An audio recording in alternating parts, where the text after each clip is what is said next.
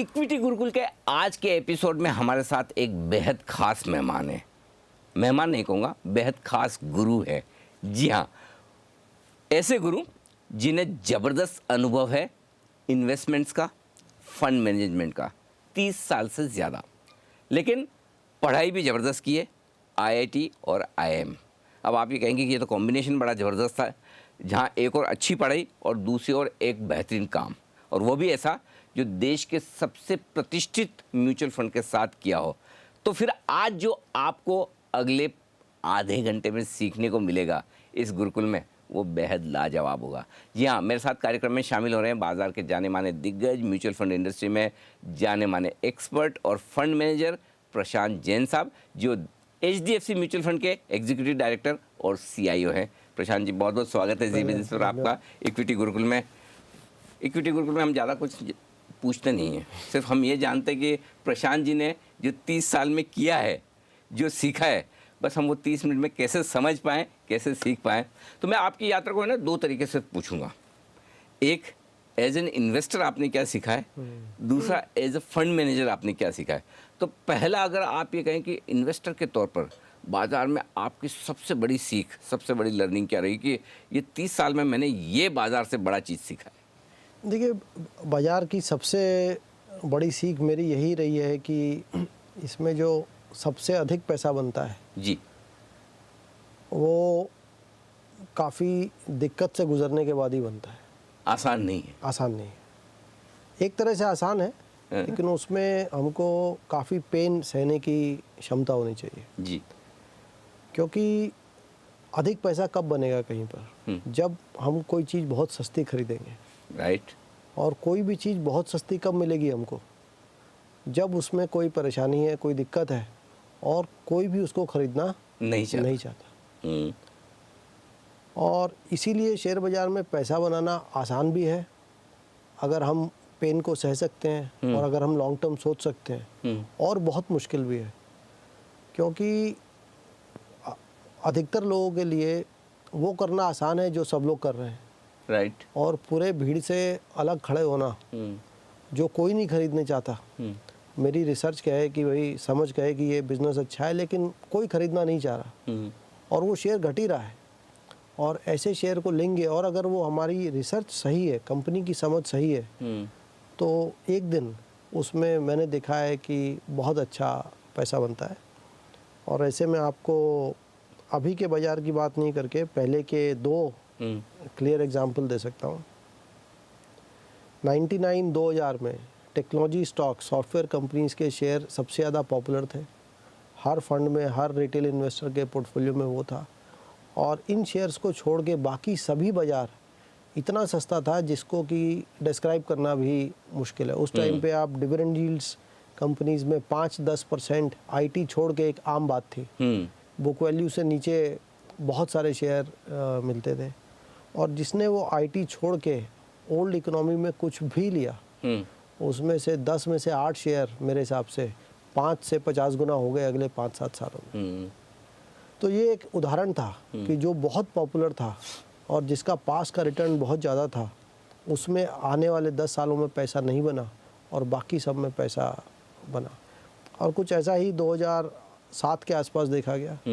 वहाँ पे power companies, NBFCs, real estate companies सबसे पॉपुलर थे और सब इस पे बाय रिपोर्ट्स थे।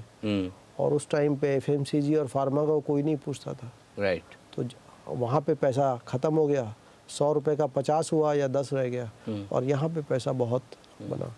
लेकिन इसमें एक ही बात का, इसको बहुत से लोग कॉन्ट्रेरियन इन्वेस्टिंग कहते हैं, लेकिन मेरे ख्याल से कॉन्ट्रेरियन इन्वेस्टिंग अपने आप में एक पूरी तरह से सही नहीं है। ज़रूरत है कि हमारी सही समझ होनी चाहिए, और अगर हमारी समझ सही है और जो हमारा कंक्लूजन है बिज़नेस के बारे में, यदि वो मेजॉरिटी से अलग है, तो हम कह सकते हैं कॉन्ट्रेरियन भी है, लेकिन खुद अपने आप में कॉन्ट्रेरियन होना ही सही नहीं है। तो जब आप इन्वेस्टमेंट के बारे में सोचते हैं तो फिर आप क्या देखते हैं? क्या आप कंपनी की ग्रोथ देखना ज़्यादा पसंद करते हैं या फिर वैल्यू, कि भाई सस्ते दाम पे मिल रही है इसलिए ले लूँ, या कंपनी में ग्रोथ अच्छी होने वाली है इसलिए ले लूँ? देखिए आप, कंपनी में जो सबसे पहली चीज़ देखनी चाहिए मेरे हिसाब से जी। वो है बिजनेस की सस्टेनेबिलिटी, ओके। कि ये बिजनेस में इतनी क्षमता है, इतने इसमें स्ट्रेंथ है कि ये आने वाले 5, 10, 20 साल तक कम से कम खड़ा तो रहेगा। ठीक है। सबसे पहला तो टेस्ट ये है। हम्म। अगर कोई कंपनी ये टेस्ट को पास नहीं करती हम्म। तो मेरी समझ में उस शेयर में हमको किसी भी भाव पे इन्वेस्ट करने से पहले कई बार सोचना चाहिए, और हो सके तो नहीं करना चाहिए। हम्म। लेकिन अगर कंपनी में हमें लगता है कि इसमें क्षमता है, स्ट्रेंथ है कि ये सस्टेन करेगी, एनवायरनमेंट, इकोनॉमी की कंडीशन अच्छी बुरी हो सकती है, कंपटीशन बढ़ सकता है, लेकिन उसमें भी अगर ये सर्वाइव करने की क्षमता रखती है तो कम से कम ये एक इन्वेस्टेबल कंपनी है। और उसके बाद हमको एक अनुमान लगाना है कि आने वाले समय में इसमें किस प्रकार की ग्रोथ आ सकती है। और सबसे ज़रूरी बात एक अच्छे इन्वेस्टमेंट में ये होती है कि जो भी हमारा फ्यूचर का इसका असेसमेंट है उसकी तुलना में इसका आज का भाव कैसा है। हम्म। देखिए 99 या 2000 में अगर आपने सॉफ्टवेयर कंपनी का शेयर खरीदा तो आज तक 20 साल में ऐसा नहीं हुआ कि उन कंपनीज़ का प्रॉफिट घटा हो।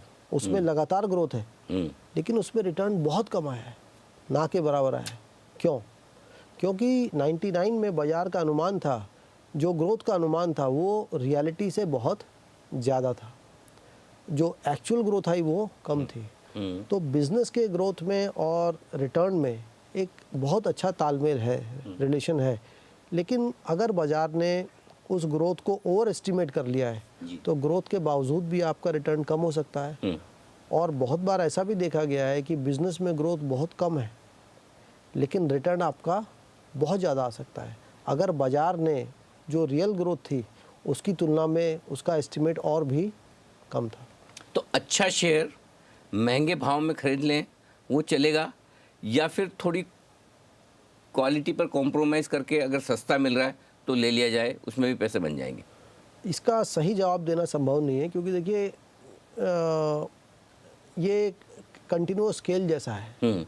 तो एक अच्छे बिजनेस का जिसके आरओसी ज़्यादा है, जिसकी मैनेजमेंट क्वालिटी अच्छी है, जिसकी कंपैरेटिव एडवांटेजेस ज़्यादा हैं, उसका हमको भाव ज़्यादा देना चाहिए। लेकिन कितना ज़्यादा देना चाहिए ये एक आपके एक्सपीरियंस, आपकी फील, आपकी अंडरस्टैंडिंग और थोड़ा लक पर भी निर्भर करता है। लेकिन मैं फिर वही कहूँगा कि कोई भी बिज़नेस जो एक सस्टेनेबल बिज़नेस है, जो सर्वाइव करेगा, जो बाज़ार में, जो इकोनॉमी में प्रॉफिट कमा सकता है, आरओसी कमा सकता है, ऐसे कोई भी बिज़नेस हो, चाहे वो बहुत अच्छा हो या थोड़ा कम अच्छा हो, लेकिन उसके बाद रिटर्न वो हम किस प्राइस पे ऐसे बिज़नेसेस को ख़रीदते हैं उस पे ज़्यादा निर्भर करता है।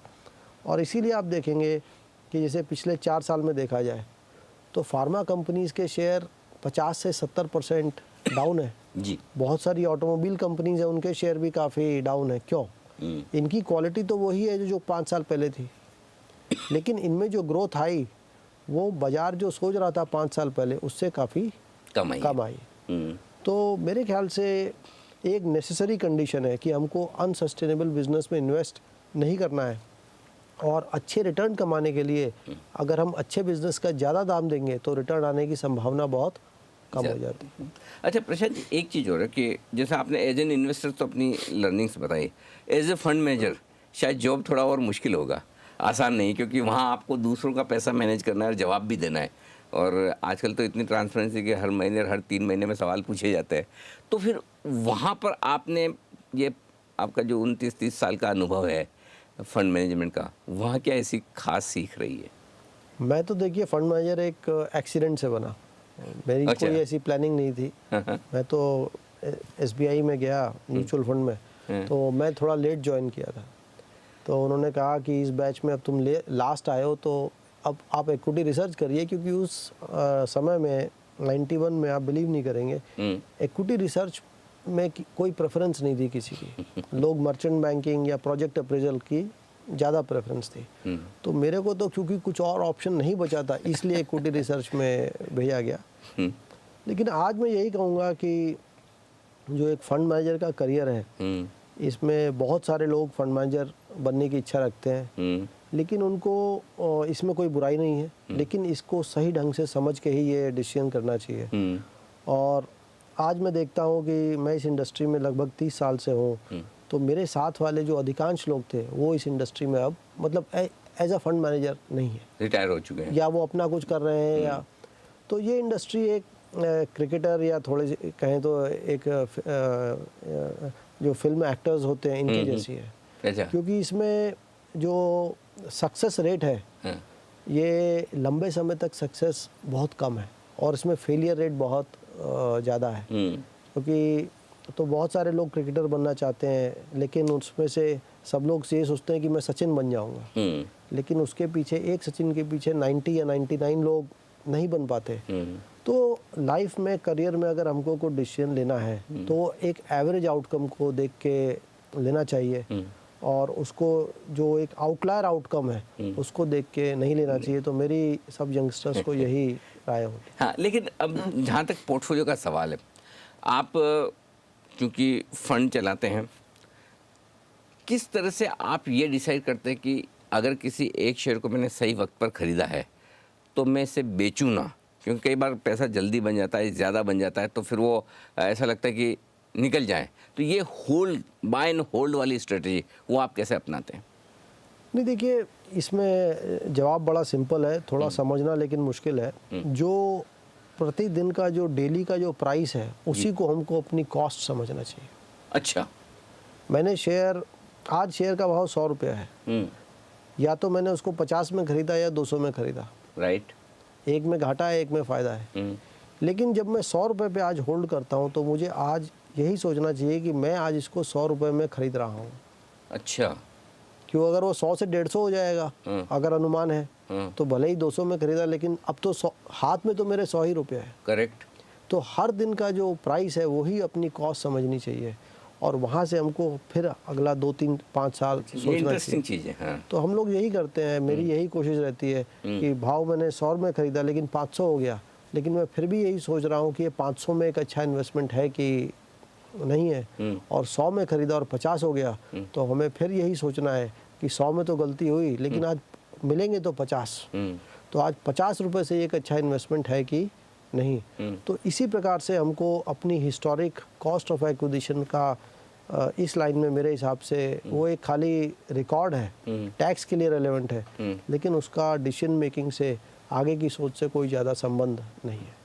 तो लेकिन फिर ऐसी सिचुएशन में क्या ये शेयर आप जल्दी बेचने का मन हो जाता है कि समझिए आपने 100 में ख़रीदा था, आज 500, और आप तो आज 500 के हिसाब से सोच रहे हैं कि ये 500 में रखूँ या ना रखूँ, और अगर आप महंगा लगे तो क्या फिर वो प्रॉफिट बुकिंग भी जल्दी हो जाती है? और इस तरह के कभी कोई ऐसे रिग्रेट्स हुए हैं आपको फंड मैनेजमेंट में या इन्वेस्टमेंट में कि ये शेयर जल्दी बेच दिया, इसे और रखना था? एक नहीं, बहुत हुए एक नहीं, बहुत हुए हैं। हम लोग ने, मैंने FMCG कंपनीज 2008-9 में, 7-8-9 में बहुत इन्वेस्ट किया था, फार्मा में भी किया था, तो और मैंने दोनों ही बेच दिए।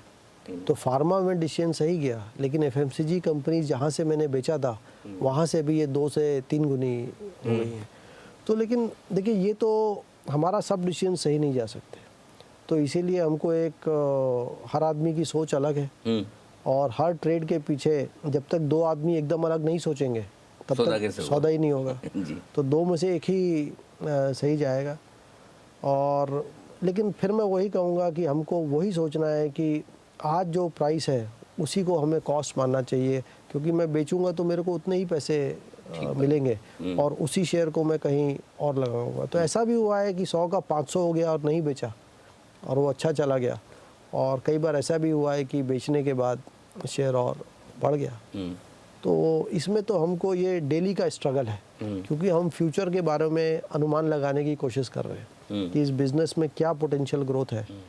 और लेकिन ये भी देखा गया है कभी कभी बाज़ार में जो PE मल्टीपल्स हैं ये काफ़ी चेंज हो जाते हैं जी, और उसका अनुमान लगाना भी बहुत मुश्किल है कि बाज़ार एक कलेक्टिव तरीके से, सामूहिक रूप से क्या सोचेगा, 100 इन्वेस्टर आके इस बिज़नेस को कैसे वैल्यू करेंगे, इसको कहना भी मुश्किल है। यूटिलिटी कंपनीज़ हैं, आज से 10 साल पहले लोग 3 से 4 टाइम प्राइस टू बुक पे ख़रीदते थे, और आज एक टाइम में लोग उससे को पसंद नहीं है। FMCG कंपनी 10 साल पहले 15 PE में मिलती थी, 20 में, आज 60 से 100 का PE है। तो ये बाज़ार में हम हमेशा अनसर्टेनिटी से भी डील कर रहे हैं और इसीलिए इसमें एक कंसिस्टेंट परफॉर्मेंस दे पाना बहुत मुश्किल है। जैसा आपने कहा कि सबसे पहले शेयर खरीदने के पहले मैं ये देखता हूँ कि ये बिजनेस 10, 15, 20 साल चलेगा कि नहीं। तो बिजनेस आपने देख लिया, लेकिन बिजनेस के अलावा किसी शेयर को खरीदने के पहले उस कंपनी में आप क्या क्या खास चीज़ें देखते हैं?